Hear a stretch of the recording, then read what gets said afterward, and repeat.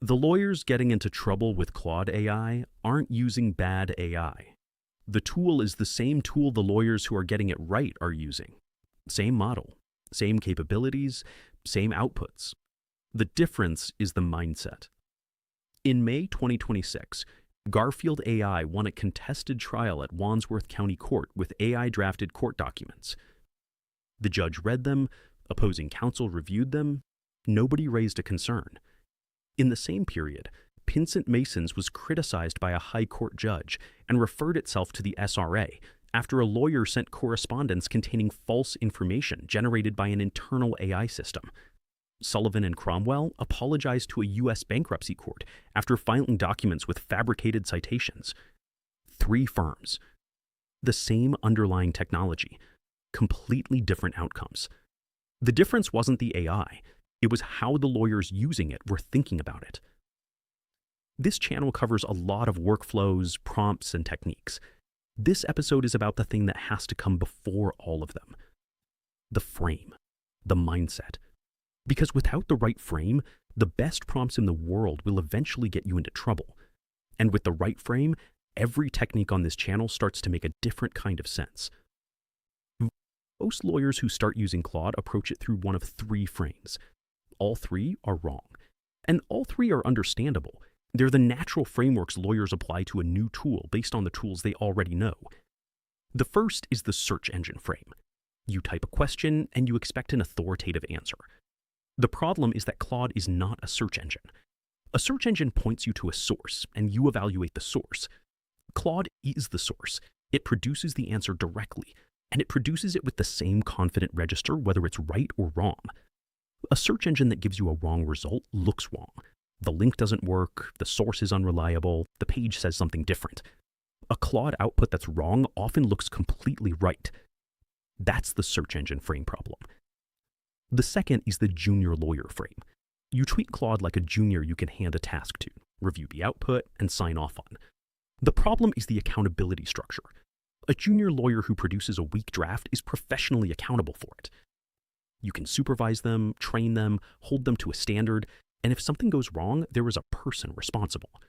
Claude is accountable for nothing. You are accountable for everything that goes out under your name, regardless of how it was produced. That doesn't change because an AI drafted the first version. The third is the autocomplete frame. You use Claude to finish sentences, polish drafts, and fill gaps. This isn't wrong, it's just a significant undersell. Claude can hold an entire 60-page agreement in its context window, read it all before it answers a single question, and tell you what's unusual, what's ambiguous, and what's missing. Using it as a writing assistant is like hiring a senior associate to proofread. The capability is there. The frame is too small. So what is Claude, actually? The frame that works, and works consistently, is this. Claude is a reasoning partner with no skin in the game. It reads everything. It knows nothing about your specific matter unless you tell it. It has no professional accountability, and it has no stake in the outcome. That last point is the most important one. A junior lawyer has skin in the game. They want the draft to be good, they want your approval, they might unconsciously soften a risk assessment to avoid bad news. Claude doesn't do any of that. It has no motivation other than producing output that fits the brief. It will tell you the 3 biggest weaknesses in your client's case with exactly the same tone it uses to list the strengths. It will identify the risk in a clause you've been defending for 2 months with the same confidence it brings to everything else. That's a feature, not a problem. But it only becomes a feature if you're working with it correctly. The right way to work with it, you're not delegating to Claude. You're using Claude to read, structure, and surface, and then applying your judgment to what it surfaces. Claude does the work that benefits from processing an entire document without fatigue, without confirmation bias, and without the time pressure that makes humans skim. You do the work that requires professional judgment, client knowledge, and accountability. Before you use any Claude output, ask one question. Have I applied my professional judgment to this, or have I just accepted what Claude produced? That question is the dividing line between using Claude well and using it dangerously. Once you have the right frame, the delegation model follows naturally. Delegate the reading. delegate the structuring, delegate the first draft, delegate the identification of what's unusual, ambiguous, and missing, delegate the extraction, every defined term, every obligation, every date and deadline across a complex agreement. Delegate the same structured review that currently depends on having the full briefing structure in your head and the time to apply it. Retain the judgment call on whether a risk is acceptable for this client in this transaction. Retain the decision on how hard to push on a clause, given the commercial relationship and what the client actually wants to achieve. Retain the advice that goes to the client. Retain the sign-off on anything that goes out under your name. Retain the professional accountability that attaches to all of it. This model isn't about doing less work. It's about doing the right work. The work that currently consumes most of a lawyer's time, reading defined, extracting manually, drafting from scratch, is the work Claude can do faster and more consistently than a human. The work that actually requires a lawyer, judgment, advice, accountability, stays with you. That division of labor, applied consistently, is what separates the lawyers using Claude well from the ones who end up apologizing to courts. The most important mindset shift in this episode is this one. There's a version of using Claude where the mental model is Claude produced this. The output looks good. It goes out. When the professional accountability question arrives, did you check it? The answer is silence, or it came from Claude. That is not a defense. It is not even close to a defense. There's a different version where the mental model is, I verified this. I used Claude to produce a first-pass analysis of this document. I ran the verification protocol. I cleared every verify flag against a primary source. I checked the characterizations that my advice depends on. I applied my professional judgment to the output. This document went out under my name because I'm satisfied it's right. Those are two different lawyers. They're using the same tool. They're getting very different outcomes.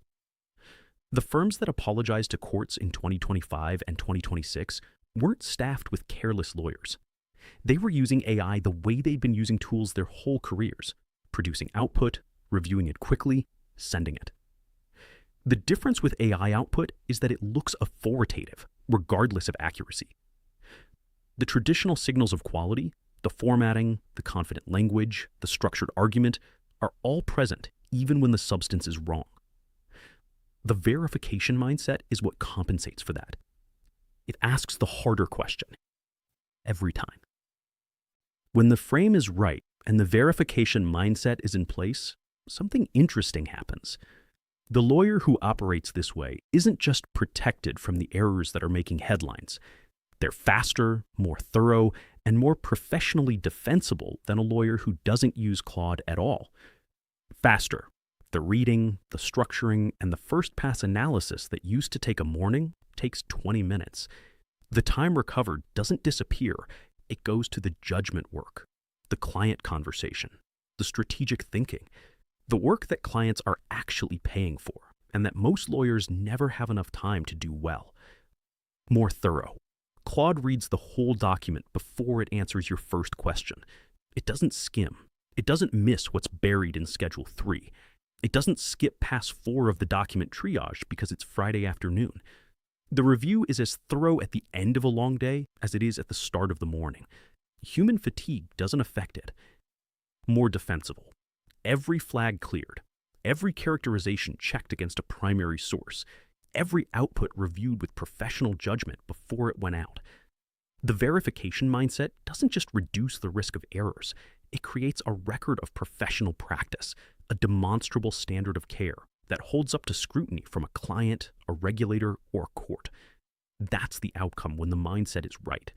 Not just safe use of a new tool, genuinely better legal practice.